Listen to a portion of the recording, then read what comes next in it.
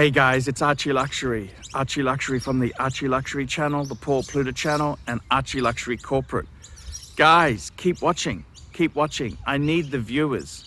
I need the viewers. I need the subs. I need it. Like, subscribe, and tell your friends. Tell your friends, whether you like them or hate them. Just tell them anyhow. ArchieLuxury on YouTube. Hi guys, ArchieLuxury on the Paul Pluta channel. Today guys, I'm continuing the series wrist watches that I love. And I've been exploring a lot of the pieces that I adore. So today guys, let's do another piece. This is a very special piece.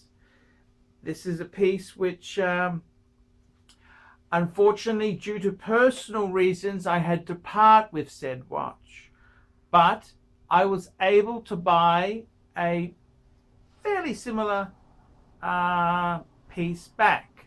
Not exactly the same. It's a different model, slightly different model. It's a different model, but fairly similar. Let's open the box. What am I talking about? And I am talking about the fabulous Patek Philippe 5127. That's right, guys. The 5127. And I gotta tell you, this is a very, very special watch. Why is it so special? Why is it special to me? Well, the reason is, of course, is that I'd always been somebody who bought things that were cheap. I'd always buy the ice cream that was on sale. I always would buy, the one that was the great deal. And what happened in 2009, I was a bit unfortunate. My grandfather passed away, and I inherited a small bit of money. It wasn't a lot of money because he was a fairly modest man. He was just a poor man from a poor family with a moosh, canny fandango. And I got a third of a third because he had 3 children, and my mother, who unfortunately passed away, she had 3 children. So I got a third of a third share. Which is cool. And I said to myself, I really want to get a nice watch. And I really thought about it. What do I want to get? And I thought about, I would love to have a Rolex President. And I thought, no, I've done that. Then I thought, you know what? I would love a 2-tone bluesy Submariner. And I also thought about a steel black dial Daytona. But I ended up buying a 5107, which is very similar to the 5127. The 5107, the main difference, the visual thing, is the bezel is smooth. It's a flat bezel, whereas the 5127, which is actually the watch that replaced the 5107, it's got a curve bezel. So I gotta tell you, I got my 5107 in white gold, and that was my first no compromise watch. Everything before then I'd bought because it was cheap, it was a great deal. It needed to be something which I could justify. But this was the first one where I said, stuff it, I will buy it. And that's it. And I remember I got my 5107, and it was 12,250 US dollars. About, at the time, the Aussie dollar was almost parity. It cost me about 13,500 Aussie dollars. This was in 2009, and that was actually a lot of money. That was a fair bit of money back then. It's still a lot of money. And I got my 5107, and the legend was born. That was the watch that really got me on the tubes. That watch there is really where I started off, and I loved it. I felt so guilty when I had it. I remember I sold my Speedy, my Omega Speedmaster Man on the Moon. I sold my two-tone diamond dial Datejust, and I sold my Breitling to chip in and pay for it because it was so much money. I had a small inheritance, but that went on. I paid the car off, paid a couple credit cards I reduced, and etc., etc. But I wanted to reward myself with a nice timepiece, and that's what I got, the 5107. And that was 09, and I had that for considerable time. I really enjoyed that watch, the 5107. But all good things come to an end. I ended up selling it. I sold it to a great collector in Singapore.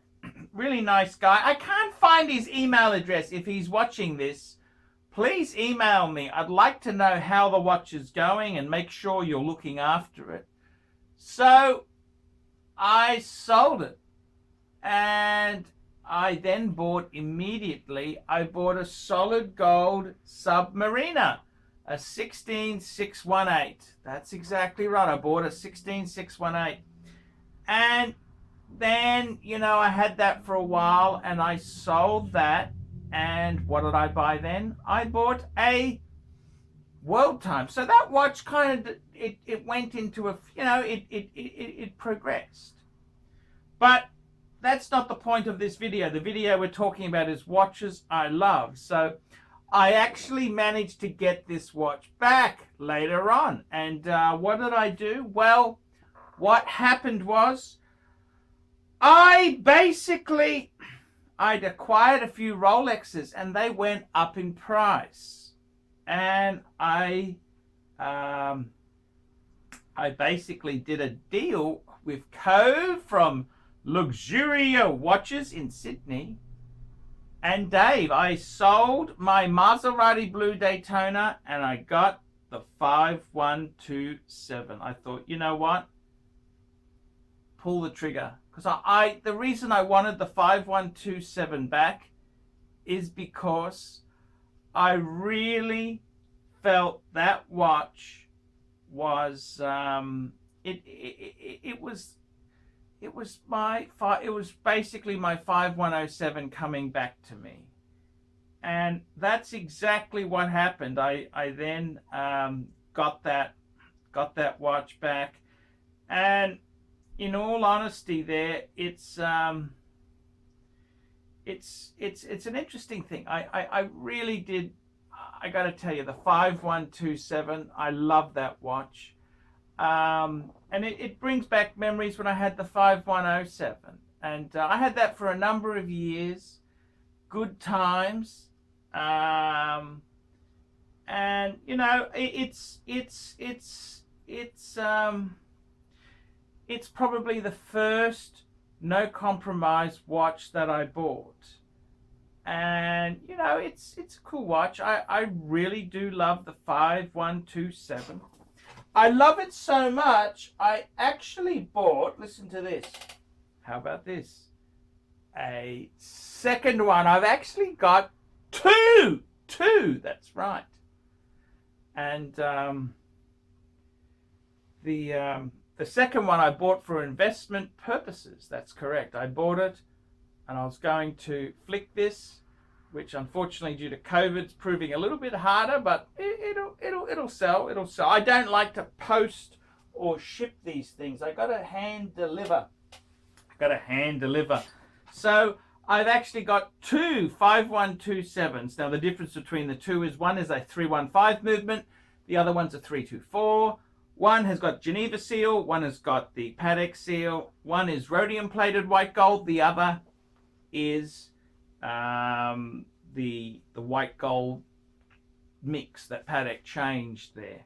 So in all honesty, the 5127 that I've got, I love it. I really do love this watch. It's a great watch. I sacrificed a lot. As I said, I had to trade in my Maserati Blue Daytona. Plus, I put it down a small deposit on a Tudor Black Bay Burgundy. So, you know, that I cashed both of those things in to get this watch.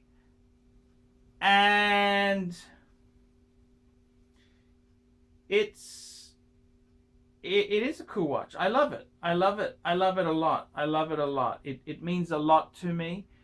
The first decent, no compromise Patek Philippe. That's what it kind of it sort of says to me. No compromise Patek Philippe. It brings back a lot of memories. I mean, I miss my 5107, so this is kind of its spiritual successor. And yeah, it is a very cool watch. I'm happy to own it, possess, and to hoard it.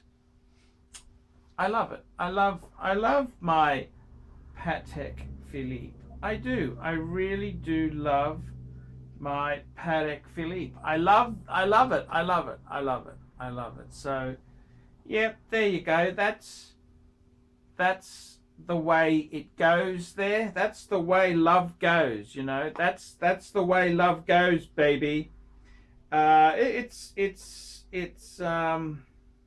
I remember I had a 5296 and I had a choice. I was selling one to get my white gold 6006, and I decided I would sell the 5296, keep the 5127 because it meant more to me. I love this watch. Really do love. I love this watch. So it's a great watch. One and done. I love it in white gold. I think that's the best metal for the 5127. It's gorgeous. So I really love that watch. It means a lot to me, even though this is not the 5107 I owned before. It's kind of the successor to it, and I really do love this watch. So that's my my 5127 story. So I got two of them. The second one I was hoping to sell. I was hoping, but I don't mind holding on to it because it is a cool watch. The 5127 is very cool. I like having, that I was going to sell it and buy a fancy sports car or a second or a third or fourth hand luxury car, maybe a Lexus IS or a Mercedes C-Class or a BMW 3 or 4 Series, third or fourth hand. But you know what? I might just hold for a bit there. I've had a few emotional problems, so I'll just hold tight and see what happens. But that's the love for my Pateks. I hope you've enjoyed this series. I'm Paul Pluta, the method actor who plays ArchieLuxury. Tell me what you guys think of that. Hi guys, ArchieLuxury, and who do I recommend in America? In America, who do I recommend for quality pre-owned wristwatches? David SW, David SW, David SW. Go to davidsw.com. He is the best, the greatest pre-owned dealer in all of the United States of America. David SW, David SW, David SW.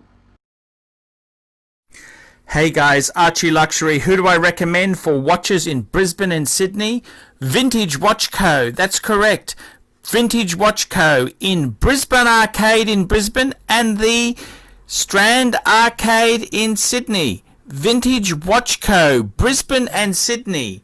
Ronnie, I've known him since the late 90s. Ronnie is a top bloke. Luke is a great guy. Vintage Watch Co. That is who I recommend in Australia. Check out Vintage Watch Co. and the guys' amazing range of watches. They also do service and repairs.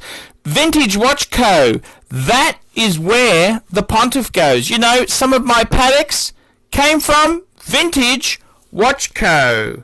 That's right, guys. Vintage Watch Co.